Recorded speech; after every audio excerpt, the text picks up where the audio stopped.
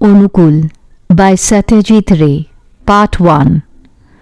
He's got a name, hasn't he? Nikunja Babu asked. Oh yes, he has. What is it? Anukul. A robot supplying agency had opened in Chaurangi about 6 months ago. Nikunja Babu had always wanted a mechanical servant. His business had lately been doing rather well, so he could now afford to fulfill his little desire.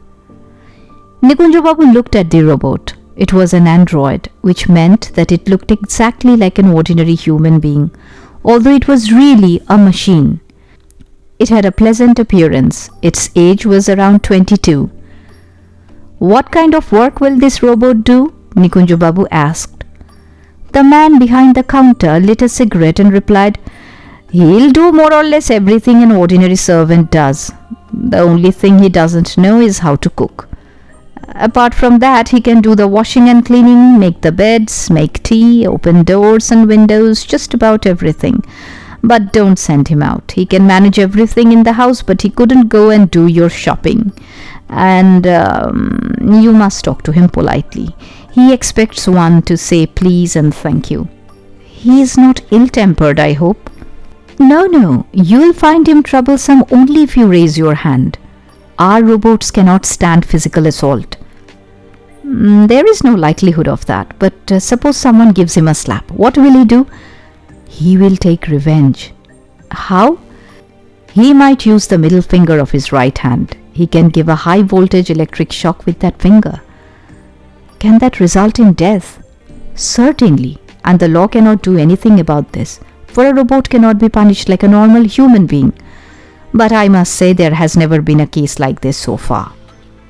Does he sleep at night? No, robots don't sleep. What does he do then all night? He just sits quietly in the corner. Robots don't lack patience. Does he have a mind? Robots can at times feel and understand things that a human being can't, but then not all robots are so sensitive. It's a matter of luck really. Only time can tell how gifted a robot is. Nikunja Babu turned towards the robot and said, Anukul, you have no objection to working for me, have you? Why should I object? Said Anukul in a perfectly normal voice. He was wearing a blue striped shirt and black shorts. His neatly brushed hair had a side parting. His complexion was fair, his teeth bright and clean, and his mouth parted in a half smile. His whole appearance inspired confidence. Come along then.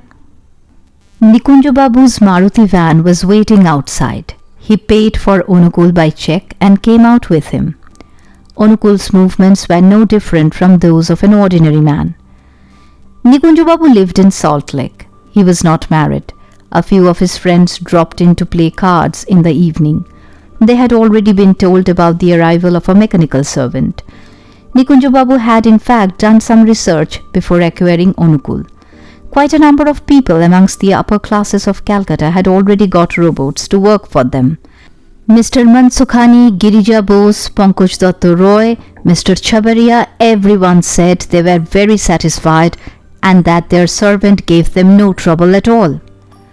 Our Jivanlal does everything immediately, just as he is told, said Mr. Mansukhani. I'm convinced he's not just a machine. He must have a real brain and a heart. Nikunja Babu formed a similar opinion within 7 days. Anukul's way of working was just perfect. He seemed to have grasped fully the logical link between one task and another. If asked whether the water for his bath was ready, he would not only bring the water immediately but would also provide a soap and a towel for his master. He would then get his master's clothes and shoes and everything else that might be needed. And he did everything so willingly that there was no question of being impolite to him.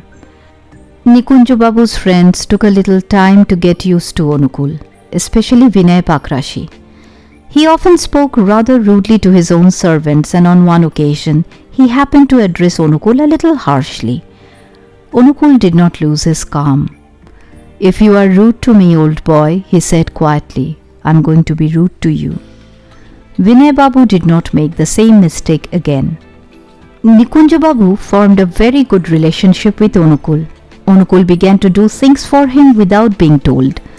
His master found this surprising, but recalled that the man in the robot supplying agency had indeed told him that certain robots had something akin to a brain and could think. Anukul must belong to that category. But what was most difficult to believe was that Anukul did not sleep at all. He was so much like a real human being. Surely he slept a little at night. Nikunja Babu decided to check this out one night. Just as he peeped into Anukul's room, he heard Anukul say, "Do you want anything, sir?" Embarrassed, Nikunja Babu said, "No," and retraced his steps. It was possible to converse with Anukul on a wide range of subjects. He appeared to know a lot about sports, cinema, theatre, literature. He seemed to be better informed about most things than his master. Nikunja Babu marvelled at the extent of his knowledge and the skill of the robot makers. But all good things come to an end. Nikunja Babu happened to make a few wrong moves in his business, and within a year of Anukul's arrival, his financial situation deteriorated. He continued to pay the higher charges for Anukul, which was 2,000 rupees a month. But if his financial situation did not improve, who knew when he would have to stop? The robot supplying agency had told him Anukul would be taken away if the monthly payment was not made. Clearly, Nikunja Babu would have to be very careful with his money. But something happened at this time to upset all his plans.